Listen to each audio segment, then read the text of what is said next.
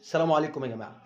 الفيديو اللي حضرتك بتشوفه دلوقتي معايا اهو، مش محتاج اوضح. انا عايز الناس تقول لي وجهة نظرها ده يحصل ليه. انا راجل اهلاوي، بغض النظر احنا اهلاويه وزملكاويه كلنا واحد هنا في مصر، ننكش بعض ونحفل على بعض، ولكن احنا في الاخر اخوات. وبقعد انا واخويا زملكاوي جنب بعض، كتفنا في كتف بعض، نحفل على بعض ونشجع ونحس بطعم الكوره، ولكن احنا اخوات. انا عايز حضرتك تقول لي، عشان انا وجهة نظري شايف ما يحصلش كده معانا غير من ضعف اتحاد الكوره بتاعنا.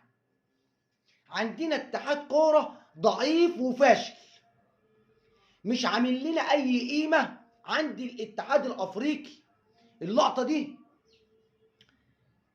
لا الاتحاد الافريقي اتكلم فيها، ولا الاتحاد المصري اتكلم فيها، ولا حد هيتكلم فيها، مع ان دي ملهاش علاقه بكوره. هنا تقول حكم موجه، حكم بيستفز اللاعب علشان يطرده، بيضرب لاعب. تفسيرك ايه؟ تفسيرك ايه في اللقطه في المباراه؟ وتفسيرك ايه ويدل على ايه؟ واتحادنا عامل ازاي لحكم رايح يضرب احمد سيد زيزو؟ والله العظيم احنا اتحاد كوره فاشل وعار.